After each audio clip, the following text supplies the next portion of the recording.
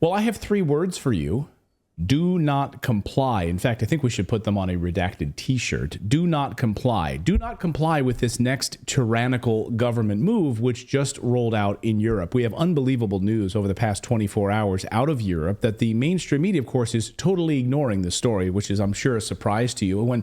Go to Bloomberg, go to the Financial Times, go to the Wall Street Journal, you won't find the story, which is, to me, unbelievable. Like, aren't they supposed to be covering the financial world? And this is at the heart of it, and they're totally ignoring the story.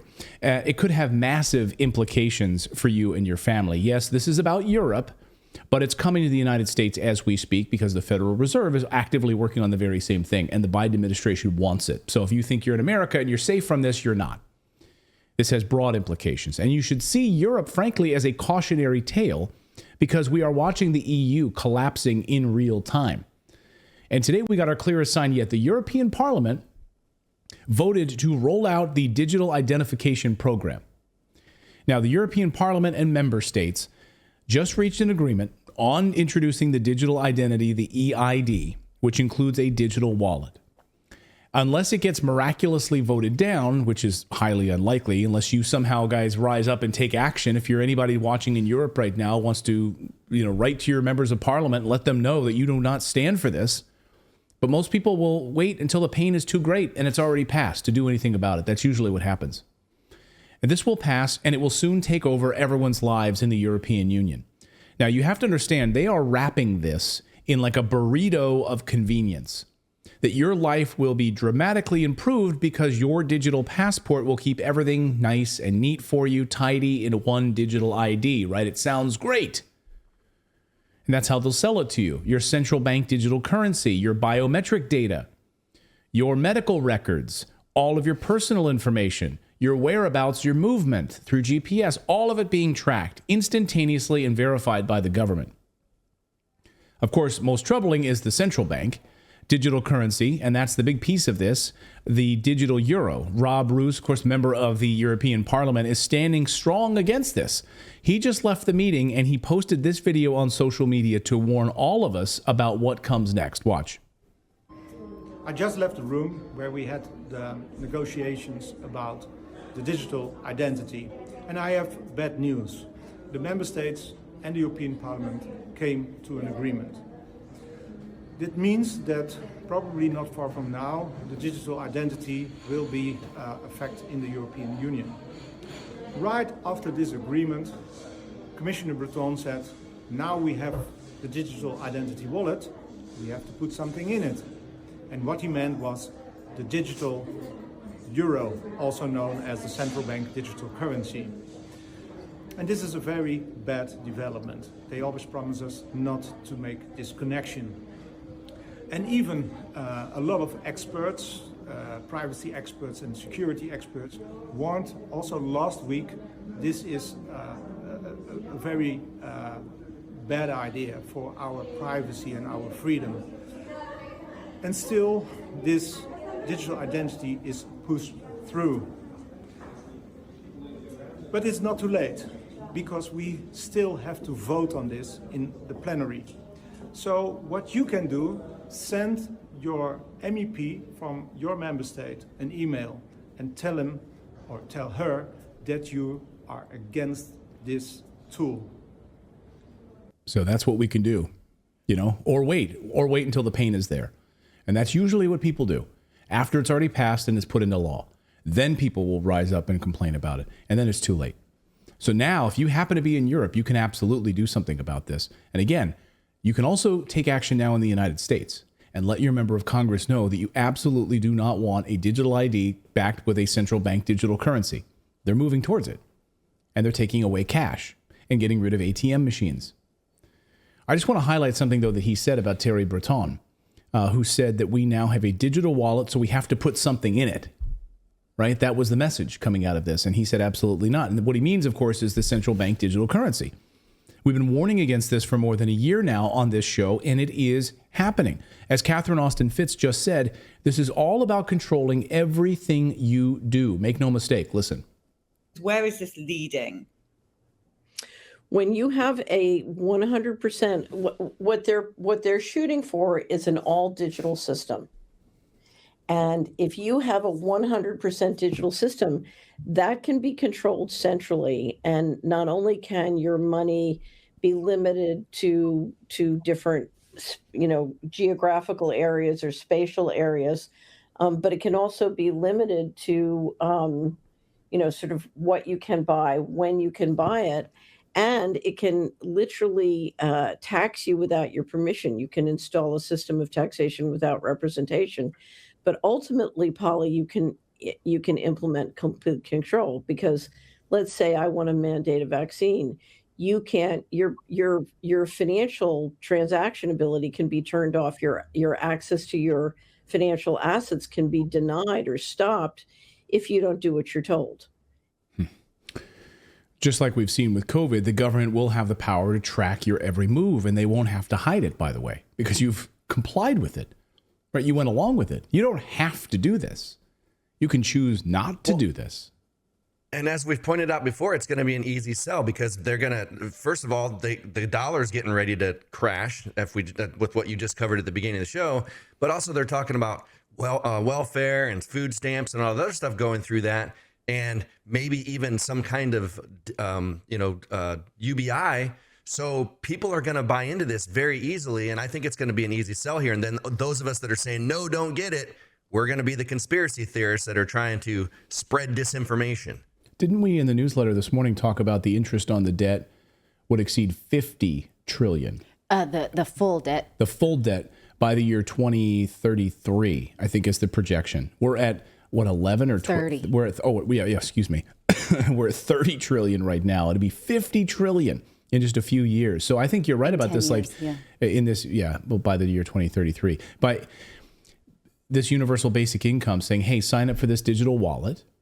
And by the way, every month we'll give you $1,000 as part of this digital wallet experience. It'll be like a universal basic income, like a welfare. In fact, we signed a contract today with a vendor that we're working with, and it's in the European Union, says that none of this transaction shall take place in cash, according with law number 567, whatever, right? And so already a lot of business contracts over a certain amount they're disallowed from doing any transactions in cash for the purpose of specifically tracking and taxing. Well, I'm glad you brought that up, because even beyond this beyond the privacy is your personal civil liberties and the health. If you want to push a vaccine on this and they tie your ability to make or spend money, you'll have no choice but to either get the vaccine or we turn off your money supply. You'll not be able to go through a toll booth. You'll not be able to get on an airplane. You'll not be able to enter this building. You'll not be able to get on the subway, because when you scan your digital ID, you didn't get your vaccine, so we can't let you on the subway.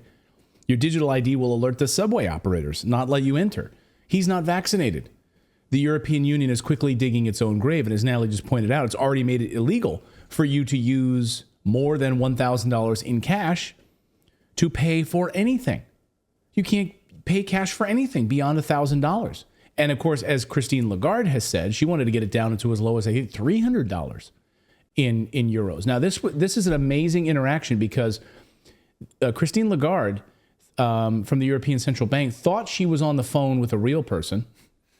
Turns out this was a prank phone call when they got her to admit the truth about EU and cash, and how you're not going to be able to use this cash any longer. And if you do use cash, you'll be basically labeled as a terrorist. Watch. There are many protests in Europe against the electronic euro. What is the reason? It's the beauty of Europe. It has different positions. If you ask in Northern Europe, for instance, in the Netherlands, they're quite happy to see the e-euro coming. If you ask a young German man, he'll say, yeah, fine. As I said, I don't want Meta, Google, or Amazon to suddenly come up with a currency that will take over the sovereignty of Europe. I don't want a foreign currency to become the currency of trading within Europe. So we have to be ready. No, the problem is they don't want to be controlled. They don't want to. Yeah, but you know what? Now we have in Europe this threshold. Above 1,000 euros, you cannot pay cash. If you do, you are on the gray market. You take your risk. You get caught, you are fined, or you go in jail. But the digital euro is going to have a limited amount of control. There will be control. You're right. You're completely right.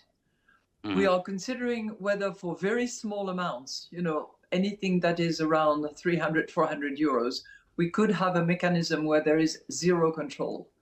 But that could be dangerous. The terrorist attacks on France back 10 years ago were entirely financed by those very small anonymous credit cards that you can recharge in total anonymity. Ah, so it's terrorism. I mean, just imagine. Just think about the balls on her to do that. You're on the gray market. You're a terrorist, essentially. You're going to be on a terrorist watch list if you pay $1,000 in cash, and we really want to get it down to 300 because, you're a terrorist. Or a plumber. Or a gardener. Or a hairdresser. Or a babysitter. Or someone who's made tips, Did that prank caller convince her he was Zelensky? Because that's who that sounded like. I think, yeah. If memory serves, I think she thought she was talking to Zelensky. I think that's who it was. Yes, Christine, I understand. That's very good. Yes, terrorists, stop those terrorists with your $1,000 threshold. I mean, it's amazing. And people are allowing. She's like, oh yeah, Germans would be fine with this.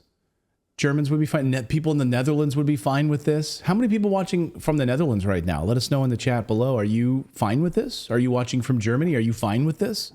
Just allowing. You think Germany would remember what happens when their government has total control? You think, something would spark up there. Of course, you have to remember that those individuals were voted in, and they were voted for, and they won an election. So we always need to remember that. But people, it's sort of like a Trojan horse. People don't remember how big this actually gets. You vote certain people in, you think their policies are good or whatever, and then suddenly, wow, look what happened here. And this is like an unelected, basically, group of European parliamentary leaders who are, superseding your statehood. So it doesn't matter what you think in Germany or the Netherlands. It matters what the European Union thinks.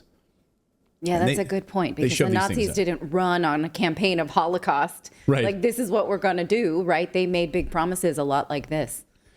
So I want you to listen to this. This is Augustin Karsten. He explains how these CBDCs will control everything you do. And this is a 56-second video. He's from the Bank of International Settlements. Okay, he's not on your side. But he's explaining how exactly this is going to be implemented and rolled out. It's terrifying. Watch. Our analysis on CBDC, in particular for the use of general use, we tend to establish the equivalence with cash. And there is a huge difference there. For example, in cash, we don't know, for example, who's using a $100 bill today. We don't know who is using a 1,000 peso bill today. A key difference with the CBDC is that central bank will have absolute control on the rules and regulations that will determine the use of that expression of central bank liability. And also, we will have the technology to enforce that. Those two issues are extremely important, and that makes a huge difference with respect to what cash is. Yeah. Great. So Europe, you have a chance. You have a choice right now, as Rob Roos just said. Like, you can call or email your member of parliament say you do not want this digital ID system, which will be tied to the central bank digital currency, or you can allow it to roll out. Go ahead, David. There might be a positive to this, because if they're trying to get it so that this stops the funding of war and terrorists, maybe that means they're going to let us have 51% of our money back, our taxes, because we're funding the United States empire. So maybe like, well, no more funding war. Yeah. Hey, you get 51% of your tax money back. I would sign up for it if the $1 trillion per year defense budget was eradicated and it went back to the citizens. Like, they're like, hey, every month we're going to be able to provide you with this, and it'll fix roads and bridges and schools, and we'll make sure that everything, your police departments are sound and your border is secure. Take that $1 trillion. No homeless, yeah. Well, no tent cities on the side of the road. No fentanyl crisis. We'll secure the borders. We'll do all of the. No, they're not going to do that. They'll just keep printing money and they'll throw it into a digital account, and it's all fake, phony money anyway. Thank you so much for watching this segment here at Redacted. We are live every day at 4 p.m. Eastern Time, trying to share the stories that the mainstream media will not cover. You should also come over and join our community of Redacted Rebels over at redacted.inc. That's our private locals community where we can share exclusive content that we simply cannot share here on YouTube. Come over and join the rebellion together right now by going to redacted.inc. We'll see you next time.